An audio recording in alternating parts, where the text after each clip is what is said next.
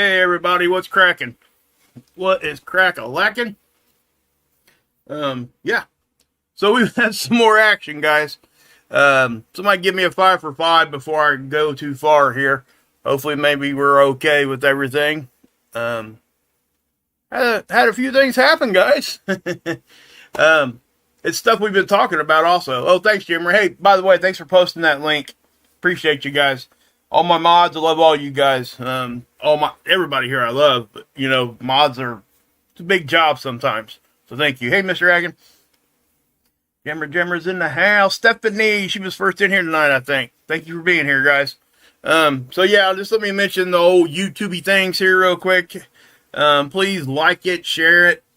Share it. I can't say that enough. That is what keeps the channel healthy. You know, you got to share it out to people that don't necessarily know what I'm doing over here or don't really understand it. And sometimes if you share it out to people you like or wherever, they may take a shot at it and just come look. That's all I'm asking, for somebody to look. And if I can keep them here when they look, that's a good thing. If not, maybe, I need to get better, so. But anyway, also guys, yeah, the super chat stuff is turned on. If you guys want to super chat, you can. It's not, it's not required. I don't even like talking about it. You guys probably hear me get a little stumbled every time I say that about a super chat. It just really does. Man, I just don't like saying it. I don't like doing that, but I need to. So, it's part of YouTube. So anyway, yeah, so that's turned on and memberships are coming. I've been working pretty hard on that. We're going to be getting those fired up here the next week or so. I'm just waiting on a few things. I got to do a few things, and I'm not going to go into detail, but yeah. Anyway, we've had some stuff go on, guys. We've had another big flare. And guess what? This time, it was from the bigger sunspot right in front of us.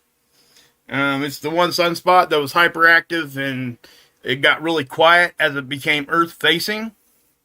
And I'll show it to you guys here in just a second. But it almost hit X-class. So we had a long duration X-class flare here.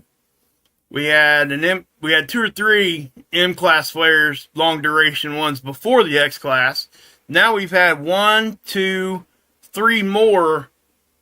Well, I'm just going to say this. 2 more, or 1, 2, 3 M-class flares right here. I'm calling that an X flare. I mean, I know it's an M9, but I mean, well, I guess, maybe I should just call it an M9. Let's just call it what it is, But it almost was an X flare. It's significant. It really is. And what's more significant about it is its location and what it produced after the flare. Because there is a CME involved with this, and it is looks to be coming at us. So we will be probably seeing geomagnetic storming from a CME here in the next few days, 2 to 3 days probably. But also, guys, you guys see this right here? Geomagnetic activity. Well, before I talk about that, proton flux, radiation storm, it's subsiding, okay? This is what we see. This is a long duration. I don't want to call it long. It's probably a pretty average duration solar radiation storm. We did stay at S2 levels for quite some time. And I talked about the radiation a lot yesterday, so I'm not really going to talk about that right now. I just want to point out how it's fallen off. Sometimes this is what happens. And let me tell you why this is falling off so quick. It's because of this. What's going on here, we've gotten hit with not because of this one. It's the CME from one of these back here, okay? I'm not sure if it's like a really good hit, because we didn't stay in geomagnetic storming very long.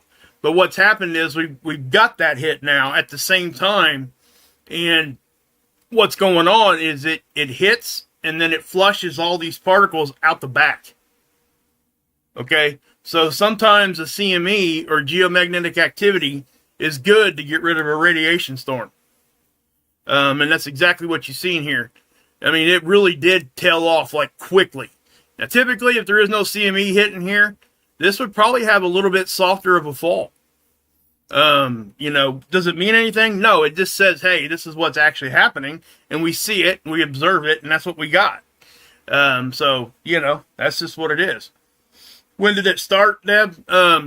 Well, the radiation storm started back on about midday on the 9th, and we're still at a radiation storm level, but, you know, an S1 doesn't really mean a whole lot for us, so that's why I don't even really talk about it a whole lot. But we are in geomagnetic storm levels. Now, well, not currently. The geomagnetic storm from that glancing blow is probably already done with us. It could resurge, and again, we'll dive into that also. But you see how this is a 3-hour plot, okay? These bars represent 3 hours, an average out of those 3 hours. Okay, this is over here at NOAA, and this is the KP index. The KP correlates with geomagnetic storm levels over here. So a 5 on the KP is a G1, lowest level storming, right? And it goes up incrementally, just like a thunderstorm warning would a system. You know, thunderstorm watch, thunderstorm warning, and you can go into tornado watches, tornado warnings, tornado emergencies. By the way, if you hear that tornado emergency, get underground. They're telling you it's a huge storm and it's on the ground. Basically, they're telling you if you ain't underground, you ain't making it if it hits you. They don't even come out and do that unless they really think that that's what's going on. But they did add that, by the way. Oh, and also, I speaking about weather like that, I think next year they're going to start implementing. Get this. Well, we've been talking about this for a while. I think Mark might have even touched on this, but hurricane level 5. Yeah, a category not 5, but a category 6. They're going to add a 6 there, and it needs to be there because we've had stuff way over 5. So our weather's getting more intense, and they have to, put that out there like that, so we can accurately, collect the data on it and have a better idea for what's going to come in the future. That's why we do those things. But it needed to be adjusted, right? Which is exactly what I was talking about when I was talking about these space weather scales. They're going to end up doing the same thing over here because our magnetic field is weakening. So just that fact, itself will tell you that they're going to eventually, if it keeps getting weak, which it should trend that way, because, we are in the midst of whether you guys want to talk about a magnetic excursion or a magnetic pole flip, those kinds of things. And I don't know when that's going to happen.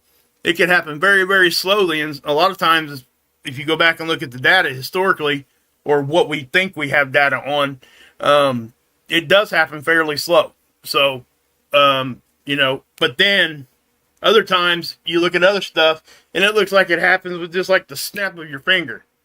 You know what I mean? So who knows? None of us have been here for that. So it's all theoretical observations that can be very highly educated and very accurate. It's just we don't know 100% on that. And that's why I don't say that, right? I have my opinions on it. Do I think we're going to get one? Yes, I absolutely do think it's going to flip. Do I know what's going to happen after that? No, I don't. I'm still watching everybody else talk about it, and I don't know where I land on that yet. But and that's an okay position to take. Just be honest. You know what I mean? Hey, I don't know where I land on this yet. I'm still listening to everybody. Please don't tell me to go listen to this person and that person because they're this, that, and the other. Don't tell me who I can and can't watch. You know what I mean? That's why I never do that to you guys. Why would I do that? It's crazy when I hear people say stuff like that. But anyway, so they're only showing a 4 here, right? A 4 plus, which is about a 4.5. It means it's over 4. So according to NOAA, in this particular plot point, we never got into geomagnetic activity, or geomagnetic storming. If you go over here to the German site, they have the HP, and this is why I look at this, okay? This is a 15-minute. Every 15 minutes, 30 minutes, I'm sorry. Every 30 minutes, it gives you a plot point of the basically it's the KP, but they call it the HP. All right. See where it got? It got close, well, about a 5.5. It was on its way to 6, which would have been a G2 storm. So we stayed at a G1 level at least through a half hour, close to an hour. All right. So we weren't there very long. And does this mean a whole lot? No, it doesn't really mean a whole lot. But what it does is it allows us to look at this in more real time. So if we're seeing things, we're trying to pinpoint things down and trying to figure out why we seen a geomagnetic storm. Like say we had a stealth CME that we didn't know that was coming, right? And we get hit. Well, it may not even show over here. And if you go look here, it might be there. That's the difference. Okay? Because sometimes stealth CMEs, they hit real quick and they leave as fast as they get here. It's just a CME we didn't see coming. But we're getting better at detecting those too. But that's the reason I show you both. Now, again, officially, they're going to tell you, no, we didn't get into geomagnetic storms, unless it goes back up. So, with that being said, NOAA's forecasting on the 12th, another G1, into the 13th. That's from another CME, not the one I'm getting ready to show you. Okay, we're going to get hit with 2 more CMEs, at least so far, from what I can see. Let me, I'm going to see if this tracker's updated yet. Yeah, it did. Look at this. Okay, watch this. Okay, that's a second CME that's going to hit us directly. This is from this flare I'm getting ready to show you.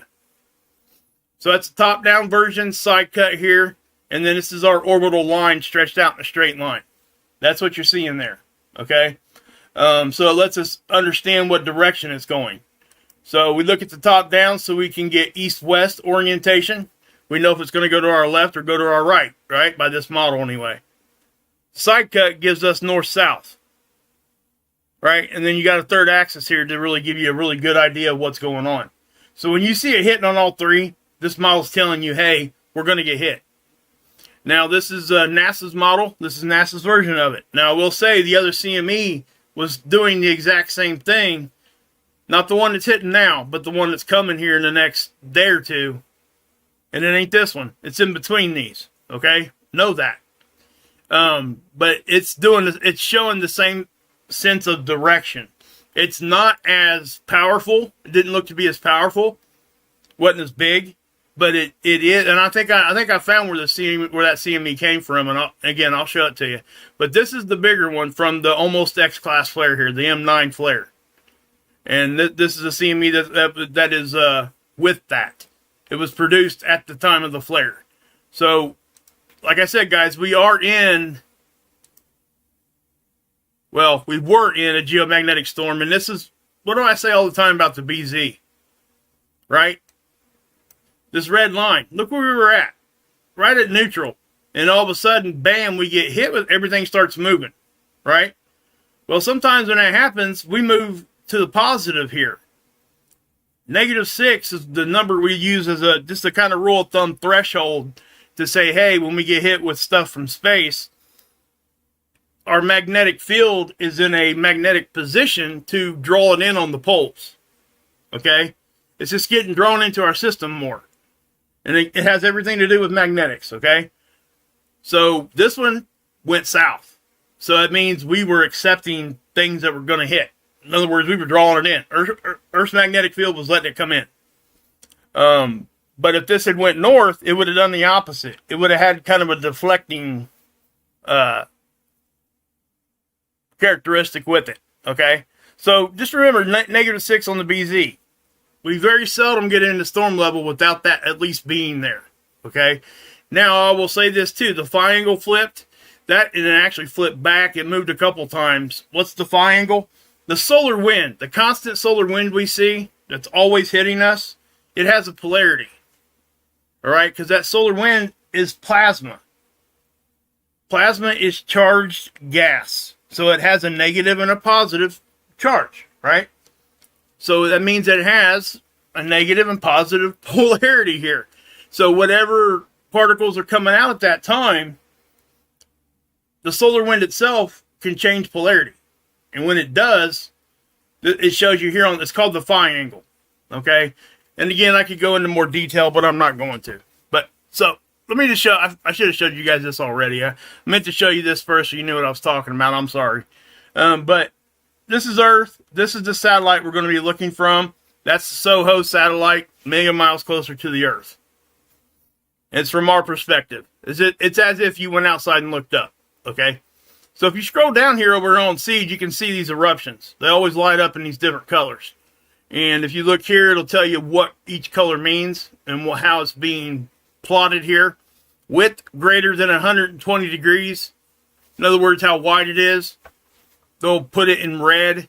And then if it's between 60 and 120 degrees, they'll put it in this orangish color. And then obviously less than 60 degrees, it'll just be the regular black color there. Okay? But, so let's go up here and look. This is the 10th right here. Notice all the action. Okay, now you've seen us. There's the big one yesterday, right? The one that's not even really going to hit us. This one fired well. I already talked about that yesterday, so I'm not going to talk about it again and waste your time. But that was a huge eruption, guys. I'm telling you, if that thing would have been coming our way, we'd be having some different discussions. Tons of different discussions, okay? Because it would have been a little, yeah, I'm just going to leave it at that. I'm just not even going to go there. Anyway, so if we go forward here, we start seeing more. There's another one. Okay, that happened at 7:12 on the 10th. So let me slow this down and we'll just play it. How about that? Okay, so that was a significant one too. That's the one that produced the CME also that's going to be coming at us. It's not as powerful as the one that just happened a few hours ago. Now that's a slow mover right there. I didn't really see where that one came from, and it's not that big, so I'm not really too concerned about that one. It looks to be going more south. Let me pause that for a minute. I want to back it up and show you guys something here. As the end of the day quit right here, you see this, 10:23? It rolls over to the next day, so I'll have to go to the next day to show this to you. Do you guys see this right here? If you see that, you need to stop and look and go to the next day and look, because that is the start of a CME. When you start seeing those things poke out around the occulter disc. And again, that's a black disc on the occulter. It's always there. Always. So, hey Ripper, hey Daniel, good to see you guys. Hey Keith, what's up, buddy? Let's see here. Who else is in there? Jammer. Trinity, what's up? Thank you. Hey guys, can you guys give me a roll call and share this out for me, please? I mean, I know I said that earlier on, but I know I'm posting at a weird time, but this happened and I don't want to like miss it. You know what I'm saying? I want you guys to know about it. Anyway, so if we go the next day to the 11th, let's see what kind of data we got. Nothing. We get no data over here on Seeds unless, I'm going to show you guys this. You can scroll down here and look at this. You see this? That's the end of the day on the 10th. Well, if we click where it says images, it will actually go into the next day for you. So let me show you. Okay, see how we got a little bit more extra data there? We'll back it up. You see that? So what I'm saying is, yes, this one's coming at us, and it is. And the NASA model confirmed it, the one I already showed you guys. So what I'll do now is show you this. I'm going to be showing you a satellite called SDO. It's in what we call geosynchronistic orbit, and this is how it orbits, okay? It stays over this, does this figure 8 pattern over the same part of our planet. And it rotates with us at 15 degrees an hour, right? But it always turns to keep its eye on the sun. So no matter where this is at, it will rotate to keep an eye on the sun, much like the Lord of the Rings big eye, right? If anybody's ever seen the Lord of the Rings, you got the big eyeball up there, right? That's what this is doing. But every once in a while, the Earth will pass between the sun and the satellite, and it'll create an eclipse. It's not like eclipsing the moon or anything like that. It's nothing that big, but it will look that way on the imaging. So if you ever see that, we're actually in eclipse season now, part of it anyway for SDO. So it is happening from time to time. And again, it'll quit doing it for a few months and then it'll do it again. There's typically, like, I think there's 2 eclipse seasons for this satellite. But because of the way it orbits, that's why we get this eclipse phenomenon. But they did this because this is a good place to have a satellite. It gets images back to us really, really quick. So we get really close to, as close as we can to real time. All right. The farther out, guys, the longer it takes to get the data back so we can even look at it. That's why some of these satellites will have a 3-day time lapse. We have to wait 3 days to get the data, right? So anyway, this is where the satellite is at. It's this satellite right here. It's the extreme ultraviolet on SDO. So let me, I'm going to zoom in, and I've been doing this for you guys because I think you guys really get a good chance to see this when I use ISWA instead of using the SDO site. This site here, if I was to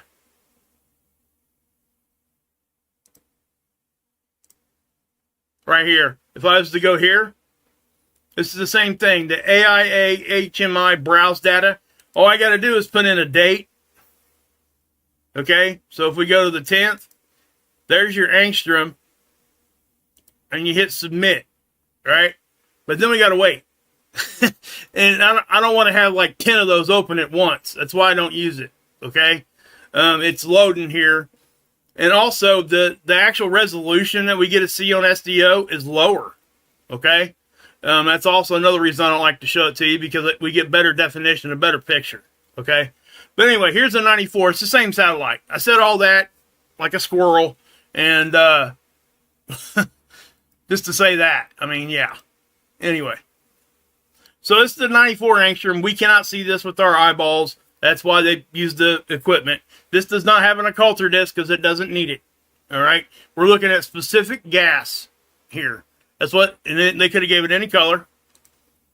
But I can't remember what gas we're looking at the 94 angstrom. But only certain gases show up in this angstrom. Okay, that's why we do this.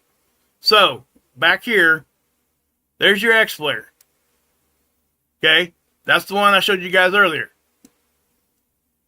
Now, notice how this big sunspot here is active. That's the one that got really, really hyperactive when it was over here. And as it got close to Earth facing, like right in front of us, it started experiencing that Earth facing quiet. Okay, I talked about this yesterday. In other words, a lot of times when they come through the Earth strike zone here, they'll quiet down. It's a phenomenon, and I think there's some pretty good theories on why that happens, but they're not for certain yet. So anyway, a lot of people aren't for certain on it. Let me just go forward here, and you can see how active it is. Now, that was the big one over here that I showed you yesterday. It's not even going to really affect us.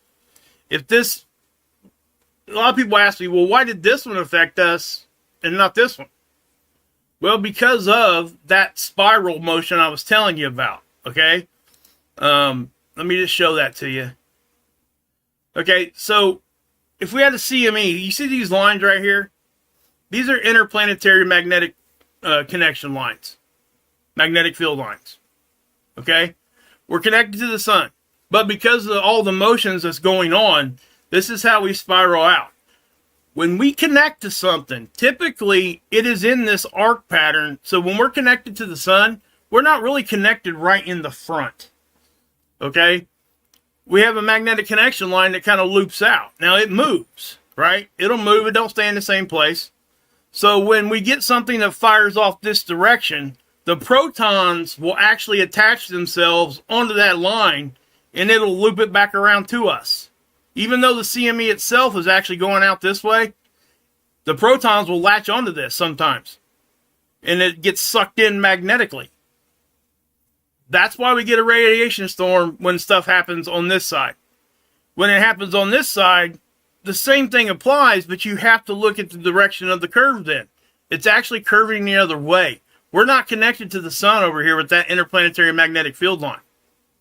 Our connection's over here. So anything fired off over here, it actually has to fan out, and we have to actually be hit with the CME. The CME didn't hit and cause that radiation storm.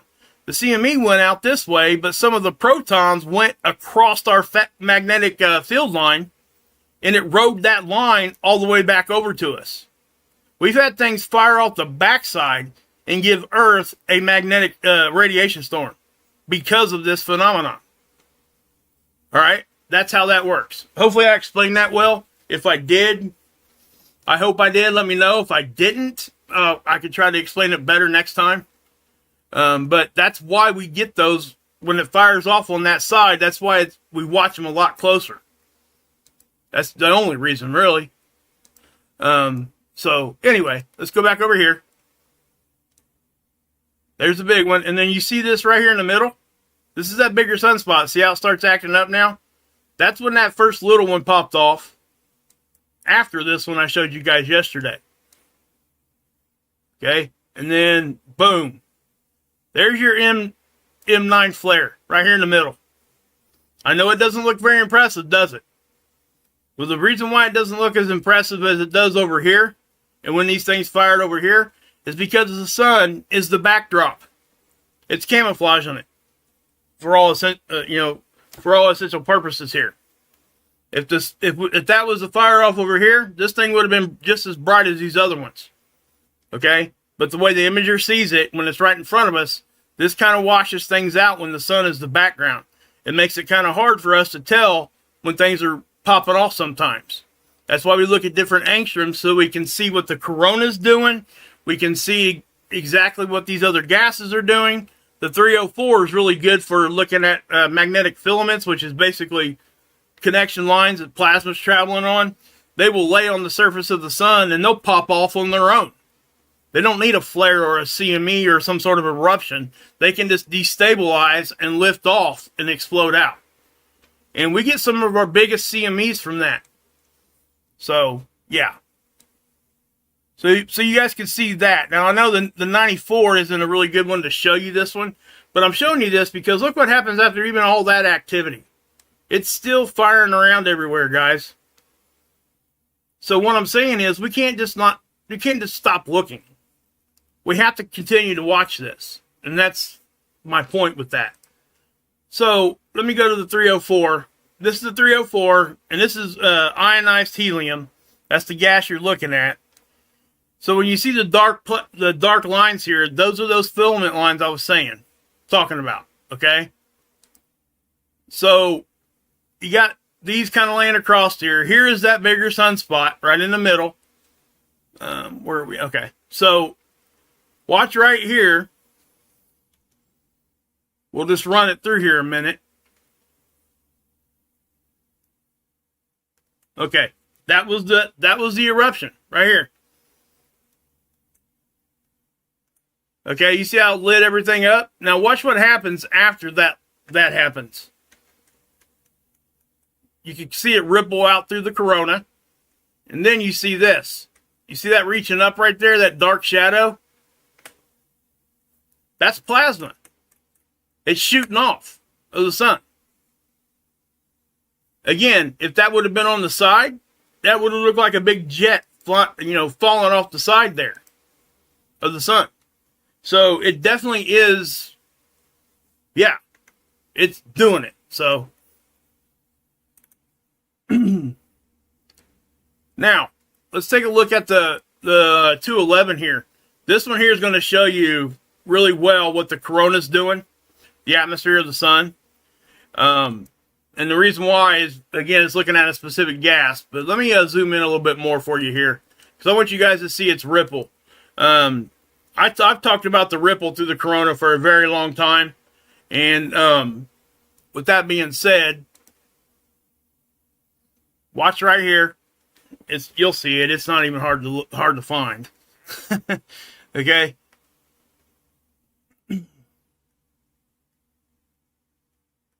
Right there. Now I want to show you something. That's the bigger one, right? That's the one that just happened from the M9 flare. See how that just exploded out? And you've seen it. The majority of it seemed to go, kind of equatorial north. But I do think that there is a southern component of this that could hit us. All right? And the reason why, if you look down here, you can kind of see it. It kind of does one of those numbers.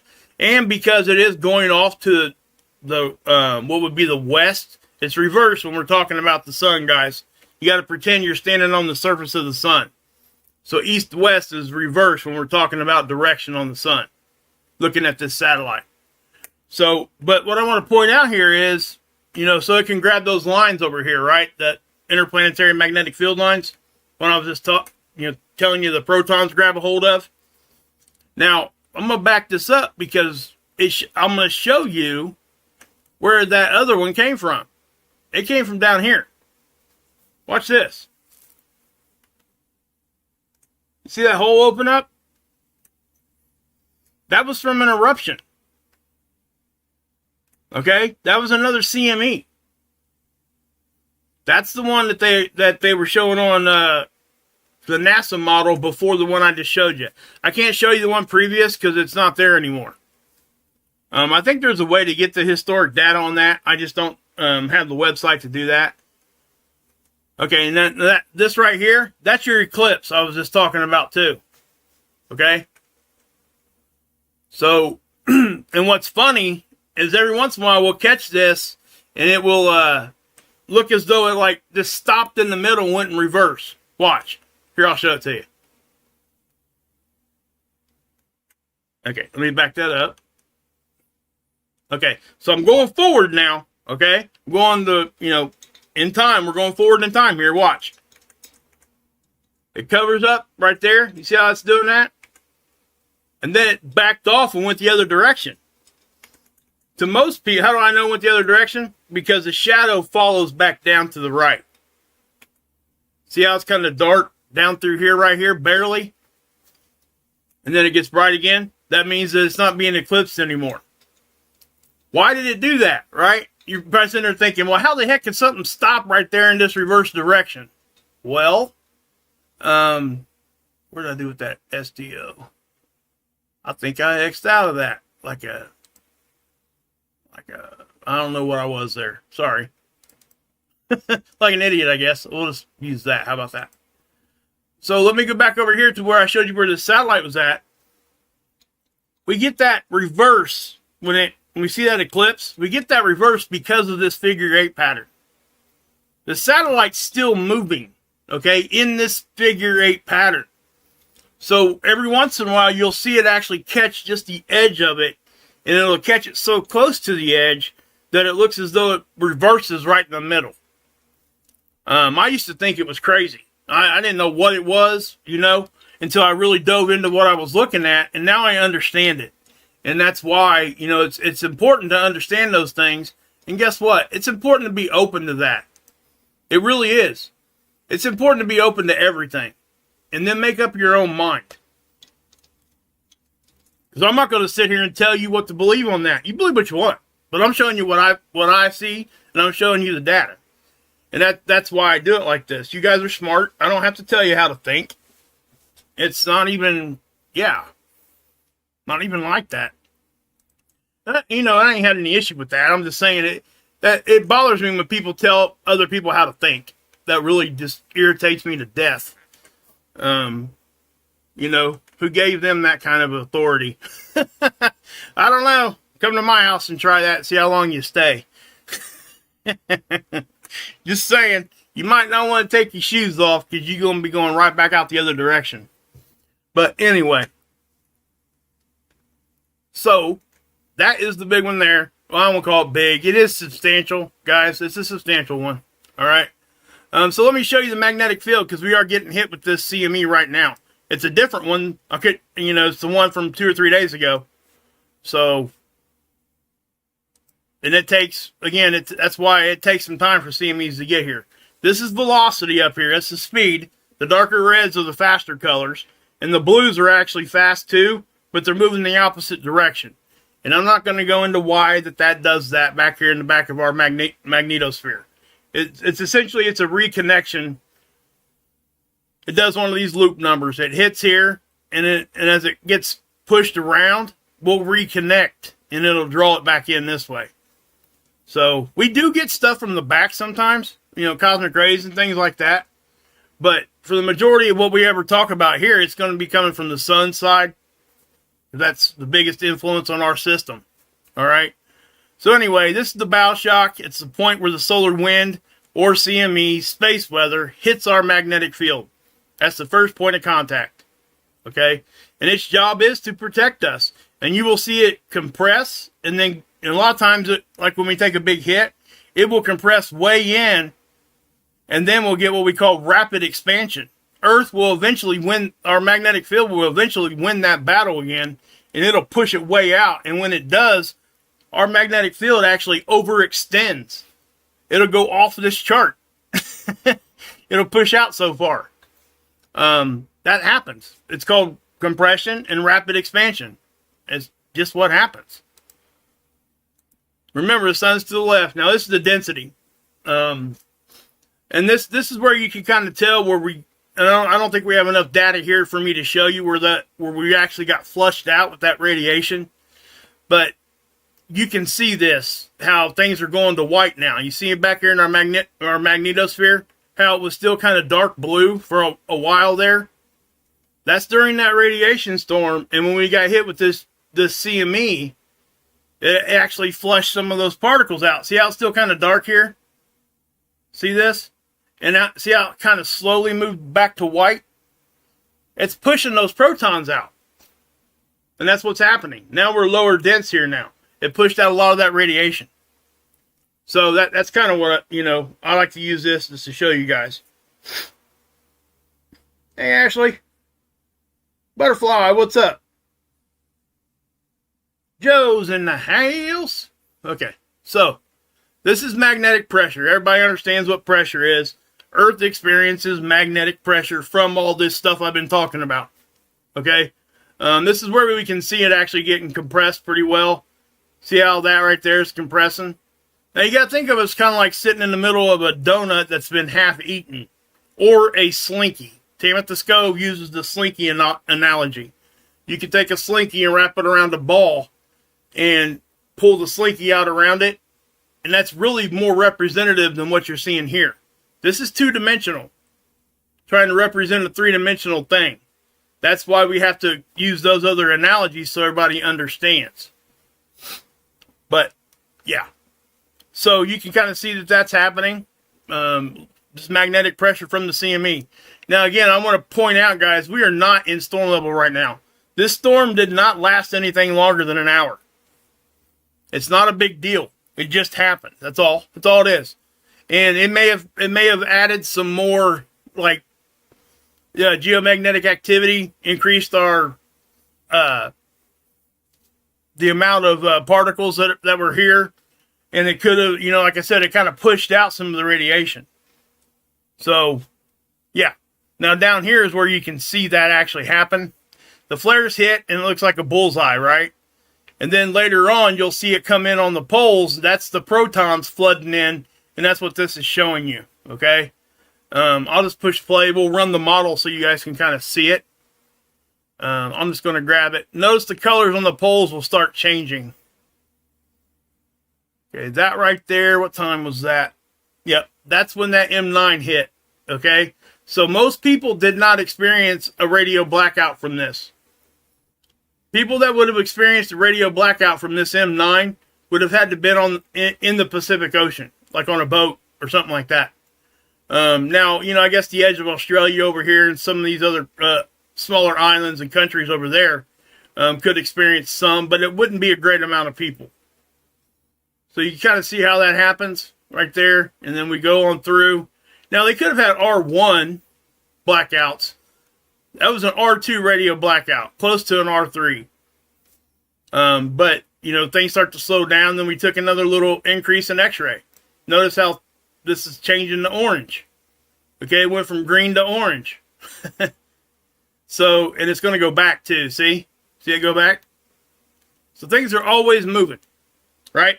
And that's kind of the point here. I just think that we need to have an understanding of this, I hope I do a good enough job for you guys. And I don't like to talk fast, but I also don't want to waste people's time.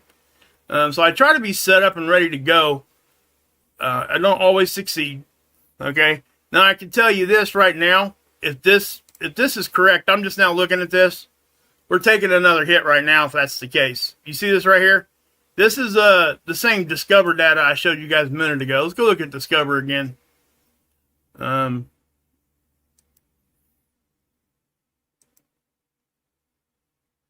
let's see. Okay, so yeah, I don't know if I trust Ace there. And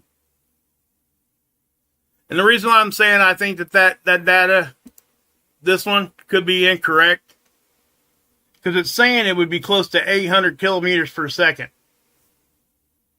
I don't know if that's correct. It could be. I'm not saying it's not, but the reason I think it's not is because it's not showing 800 here. This is kind of an orangish color. It can get darker than that. So, I mean, it's coming in at like 500 maybe. See? And there's not really a whole lot going on there. So I don't know why Ace is showing that and Discover is showing the other. You know, if we start taking another hit, I'll let you guys know, but I don't think we are. And, you know, this is the HP. Let me refresh this one too. Remember, this gives us a plot point every half hour. So let's see here. They're bounced back up for a second. We are kind of hanging almost at a 4 right now, but it's still falling off. If we were getting increased speed with the same kind of conditions, you would expect that to go up, but it's not. So I'm just trying to. I can't even find a because the purple here is the speed on Discover, and I'm not seeing anything even close to 800. So I trust this one more than I trust Ace. Okay, they use a little bit different data. Now Ace used to be the only one we used to have. Okay, so I used to show this one all the time, but they've got Discover now, and Ace is actually the backup for when Discover goes down. So anyway. This is the Australian model. This one's really easy to understand. This, I showed you all this, right? This is the same information, just in a different visual, okay? So if I push, let's push play here. That's our bow shock, and you can really see the compression and expansion when I show you this one. So let's go back to the 10th and watch the 10th. This thing's going to bounce around, is what I'm saying. And, yeah. See how it's not bouncing around too much right now? But once we start getting hit, it's like a tuning fork. The boing starts resonating and just bouncing all over the place. It's going to here in a minute. This is your satellite line, okay? So when this bow shock gets pushed into the satellite line, it can actually open up all the satellites to direct space weather. Our magnetic field ain't protecting it at that point.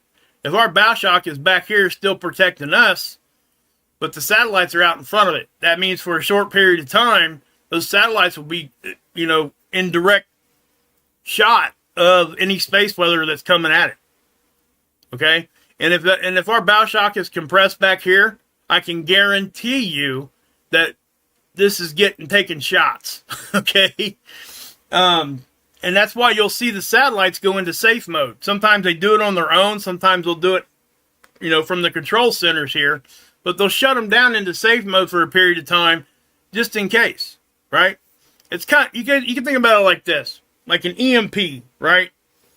We've all heard of like EMP shield. You know, you get one for your car, for your house. If there's an EMP and you got that equipment, an EMP shield, it will stop it from frying or destroying all your electronics from an EMP, right? It's kind of the same thing. So when we're exposed to all that, all at once, you know, it can really damage the satellites. So instead of taking that chance of that damage, they choose to put them into safe mode. They shut down certain parts of it. Because if the electronics are active during that, it can destroy them. If they've got them shut off, typically it won't mess with them. That's why they do it, okay? It's just to save the satellite. It truly is. So, anyway. Hey, what's up, guys? Leisure's in the house, baby. How you doing, Christian? Good to see you, bud. Ripper's in there. Hey, I seen your short after I got off the live stream yesterday, Rip. Or were you talking about the strike you got and you got it to reverse? That's cool that you, I mean, it's good that you had that happened for you. So that's great. That's a great thing, man.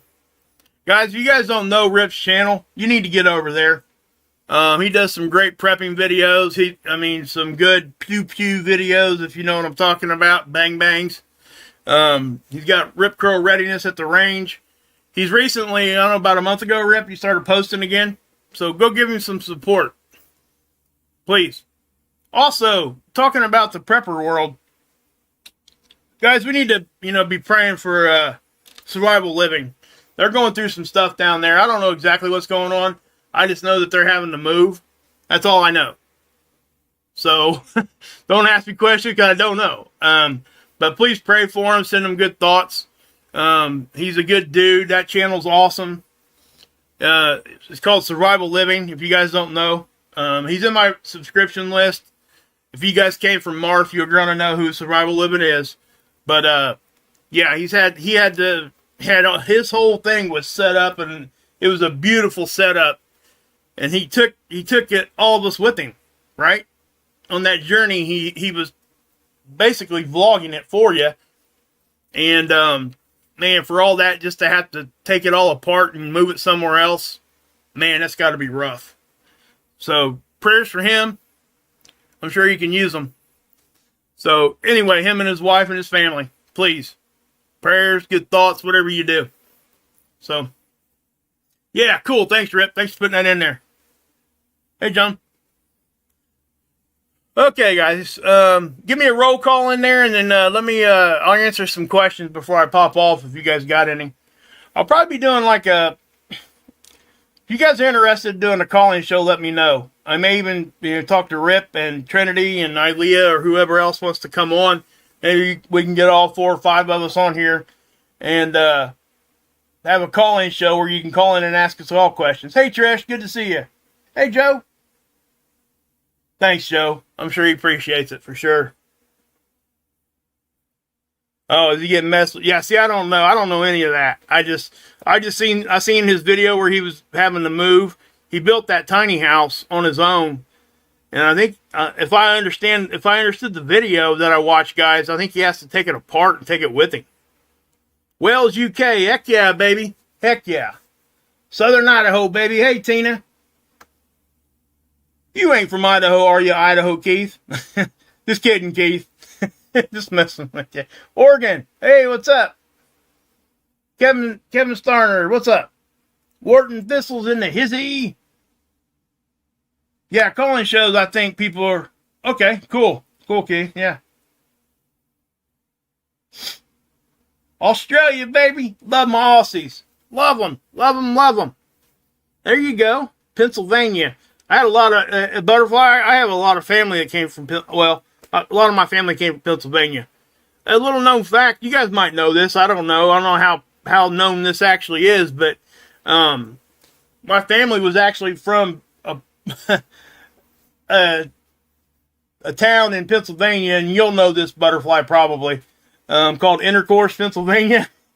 And you literally have to drive through a town called Blue Balls to get to Intercourse. I'm not even kidding. I'm sorry if that offended anybody, but it is the truth. You can go look at it on Google Maps. You can see it.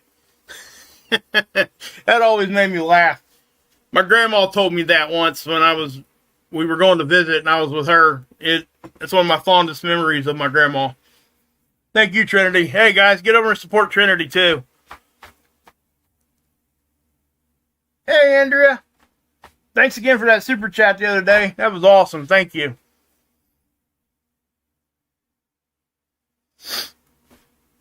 Yeah, Tina. That's funny, isn't it? It just truly is. It's crazy that that's actually true.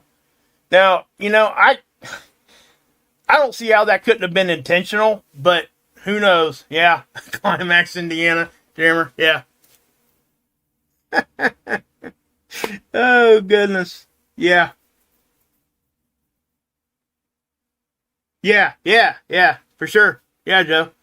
I just thought it was, It's Lancaster County, is it, Will? Thank you. Yeah, see, I'm telling you, anybody in Pennsylvania knows this because it's literally the truth. It's crazy. Commonwealth, UK. Well, cool. If you get anything, Sharon, send them over to me. Missouri, baby. Missouri's cool. I like Missouri. It gets pretty hot down towards Branson and stuff in the summer, but pretty humid too. But I like it. I mean, we vacation there sometimes.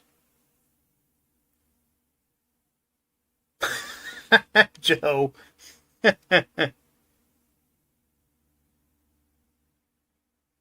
Back at you, Doug. Thank you. Tell your wife I said, hey. I really appreciate that. Those are the kind of comments that really keep me going, guys. Doug Clark says, dude, my wife appreciates your candor and character to space weather. Love you, kid. Love you back. Love your wife. All of you guys. I mean, honestly, that's the kind of stuff that really does. It really keeps me going. The sun? Hoops? Yeah, that's what I said, guys. I was just saying hi to everybody here at the end of the stream. I already went over all the space weather. But if you got a question, let me know, Hoops. Hoop. And I'll see if I can't help you. You want to see what's going on here? I'll give you a little quick rundown real quick. How about that? All right, we had this flare right here. It produced a CME. We were already in a geomagnetic storm from a different CME. Okay, and then right here, we'll take a look at this CME right there. Okay, now I know we don't get to see it a whole lot there, but it is significant. Okay, and let me, I'll show it to you on the CME tracker on NASA. There it is right there. It's coming right at us. All right, and there's another one coming right at us too before that. And it will matter, guys, how fast those are moving, because if they're close to each other, we could get what we call a secondary hit in between those two CMEs. It's a shock wave that builds up in between. And that's what happens, like a snowplow effect. And I've talked about that a lot also. But let me go here. And I'll show you both the CMEs that are going to hit for sure, I think. Right? Watch down here. One will happen.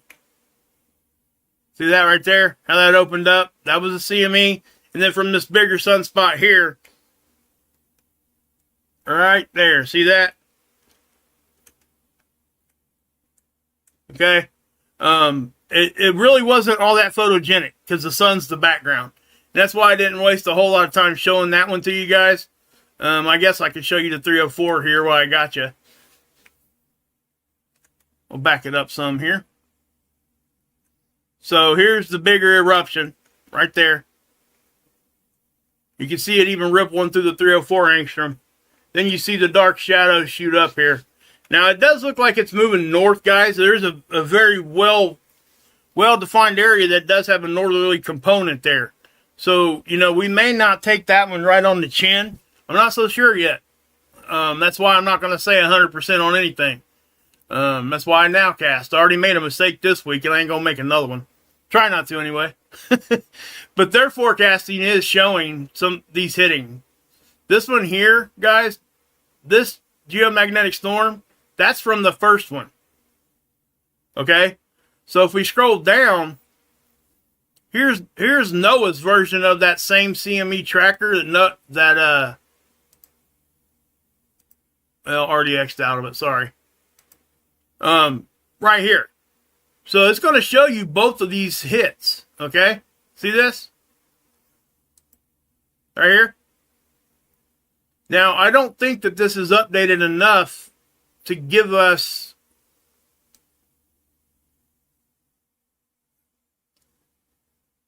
because the last time it updated, this image was created at 1921. That's the last time it updated. If you guys go down here, it'll tell you the last time this model was updated. So if we go back to seeds, we can see when this one started. That started at 22. Okay, so it didn't even detect it until after this was created. So that third CME is not on there. That's what I'm trying to tell you. you can see the little waves here. We've had a lot of small ones come through, guys. So I think that's what we're seeing here. So we could get a lot of little pops.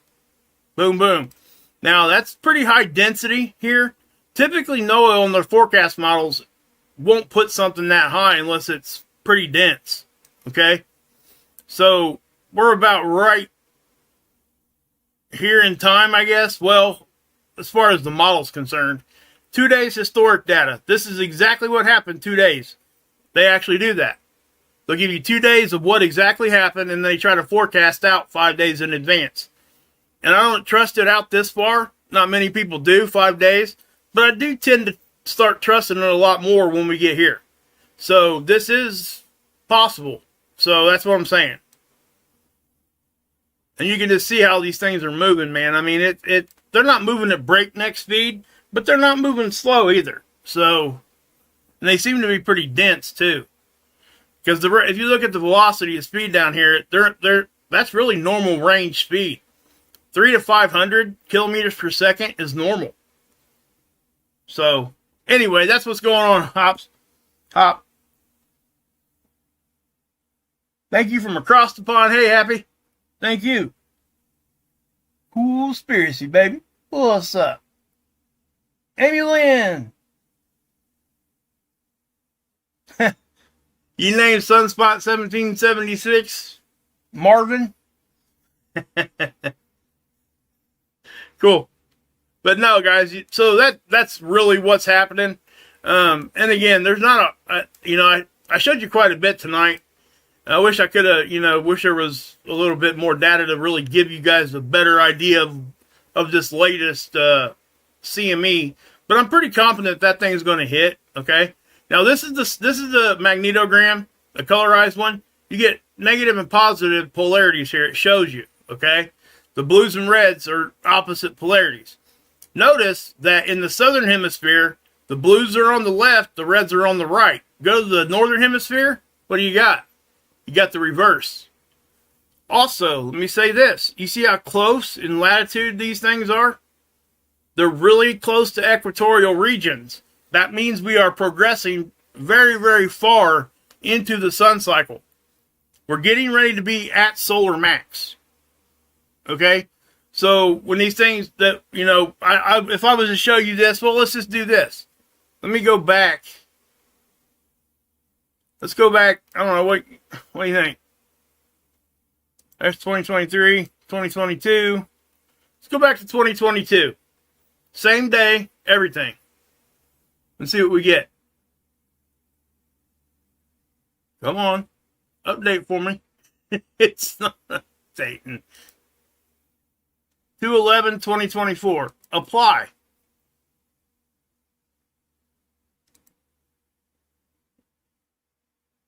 That's weird. So let me do it. Huh. That is kind of strange. I don't know why it's not letting me do that.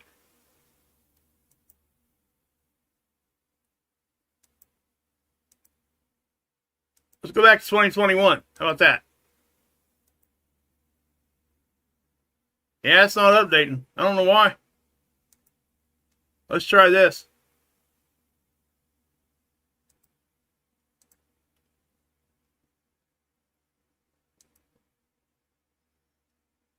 Let's try this. Sorry, guys.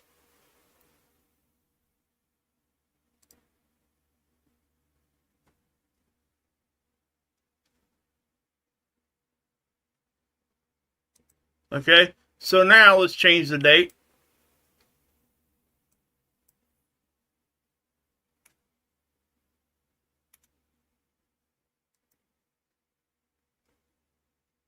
There it goes. Okay. See how far north that is? The sunspot in the northern hemisphere are down here now. See how everything is a little bit more spread out towards the poles? You can see it. And the reason why is because that was 2 years ago. You're not going to see as many sunspots because the sun isn't as active back then. Okay? So if we come back to 2023...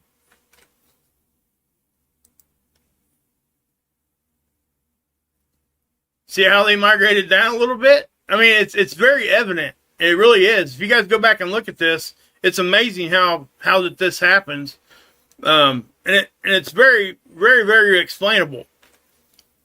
Okay? And I'm not going to go into the full explanation, but the equatorial region of the sun, because the sun is not a rock, the equatorial regions of the sun, they will rotate faster than the pole areas. Okay? That's what's happening. It stretches out the magnetic lines. When the sun cycle restarts and the pole flip happens on the sun, everything goes to vertical again. Positive, negative, or negative, positive, whatever. The lines are up and down, right? But because of the equatorial region of the sun rotating faster than the poles, those lines start doing this. Curving right at the equator like this. Okay? And then eventually, they're doing this. Okay? That's why everything gets pulled towards the middle. And then what happens when they touch? Well, guess what? That's the termination event and the pole slip. That's your sun cycle. Very, very quick. The explanation, there's a lot more to it, guys. But that's a quick explanation of what we see. You can clearly see that these sunspots, some of them are actually on the equator here, it looks like. It's just really, yeah, things are progressing. So that means the sun's going to become more and more active. And it'll probably stay like that for about a year. Remember, guys, with all this stuff, just like in your real life, we're never standing still. We're either moving towards solar max or we're moving away from it. We don't stay there. Things constantly in motion. Keep that in mind. We're not going to go to a stable position and stay there. Or even to a chaotic position and stay there. They will move constantly. You know, you guys know that I had an opiate addiction. I've been clean now for, I won't call it clean, I've been sober since 2012. So that's 12, almost 13 years. Never had a relapse thanks to my family, my wife, and everything else. I was on pills. I got addicted to pain pills because a lot of the surgeries I had. I'm fused 6 vertebrae in my neck and 2 in my lower back. But anyway, even in recovery, they will tell you, you're never ever standing still. You're either getting pushed backwards or you're moving forward. And that's the same thing with everything in your life, including space weather. I'll just leave it at that. But yeah, so on that note, by the way, go check out the Lifeboat. I used to co-host with Tommy over there, guys. Awesome channel. Please go check it out. He's branching out. He's in Florida right now, in Clearwater. And he was down south. He went north to meet up with some of the SCTV guys. But anyway, I'm not going to go into all that.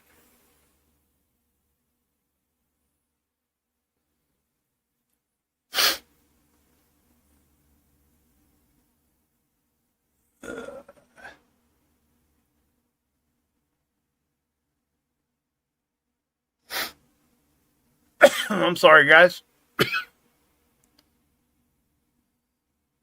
Oh, I got you, Hop. Hey, you can have your opinion, man. It's all good. All good, man. Or woman, I'm not sure. I can't tell by your, yeah. Every opinion's welcome here, guys, as long as it stays, respectful.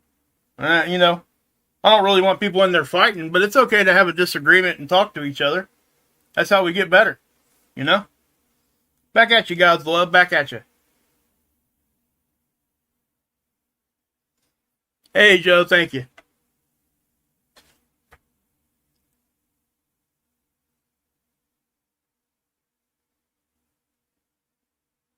Yeah. Jammer, you're awesome, man. Love you, brother. For real. Yeah, I know, Hop. Yeah, that sucks, man. Anytime that's happening. See, it's amazing how we can have different opinions and still be okay, right? With each other. I mean, I can relate with that. You broke your back in 87. I definitely can relate to that. 100%. And it really does show that just because we have, I'm not saying that me and Hop have different opinions. I didn't even read the whole chat there. all I'm saying is, in a lot of other places you go, in the chat rooms on the internet, you say one thing that somebody doesn't agree, what do? Even if it was like a legitimate question, very respectful, they boot you. It's like, what are you doing that for? The second you think you know everything about one subject or every subject is the second you will quit learning. You have stopped your own growth when you do that. And it's a mistake. Let me tell you, because I've done that before. Back at you. Keith, you man. Yeah, you're a good dude. Telling you, man. Okay. I will, Jimmer. Sounds good, brother. But I am going to go ahead and pop off, guys. Please come back. We will be back here tomorrow, probably. If something else happens, we'll definitely be back. I'm trying to upload at least once a day. Or not upload, but go live once a day.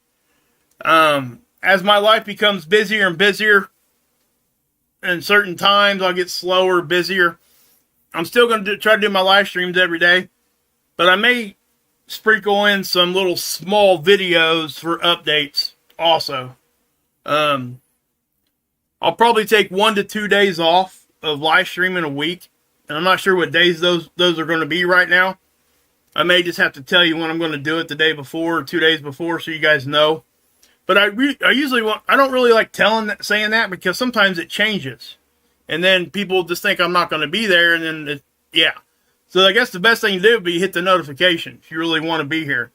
And click all. You got to click all notifications or you won't get a notification. Like, there's people out there that will go live 2 or 3, 4 or 5 times a day.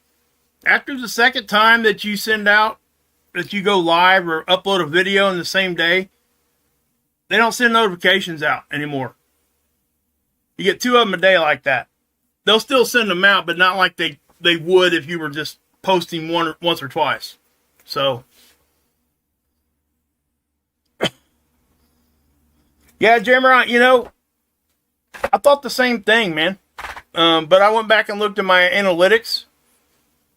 I seen some that would perform better, but I wasn't seeing a significant difference. And, here's what I'm saying. If I did a 20-minute live stream, that's okay. But if I was to actually do an edited video and post it for a 20-minute edited video, that's what I'm talking about. The difference is live to uploading in a video. Okay? So you may see 20-minute or a 10-minute live stream, that kind of thing. Those are all right. I can deal with that. And that's probably what I'll do anyway, because when you have to edit a video, guys, sometimes the editing takes longer than actually making the video. About 90% of the time it does, and it sucks. But I like making videos, though. I mean, you can do a lot of cool stuff with editing. But anyway, guys, I know the last 10 minutes of that was us talking, but I'm okay with that. I like to talk to you guys, and again, I probably won't do that every stream, but I definitely will. I like to build a connection with you guys. I really do. And I think we've got a pretty good connection here, guys. And, Tommy over on Lifeboat, he really, really pushes connection. So that's really what breaks a lot of the bad stuff in our world. Got to talk about it, right? Got to connect with people. We can't let that communication go, no matter what we're talking about. Addiction recovery, space weather, how much flatulence we all have once a week. I mean, just saying. How to get rid of that flatulence? How to increase it? I don't know. Just don't be going in there and hotboxing the old lady while you're in the bed. I'm just kidding. That's my hillbilly coming out. Anyway. Alright, guys. God bless. Yahusha saves. And, yeah. You can drink this Kool-Aid.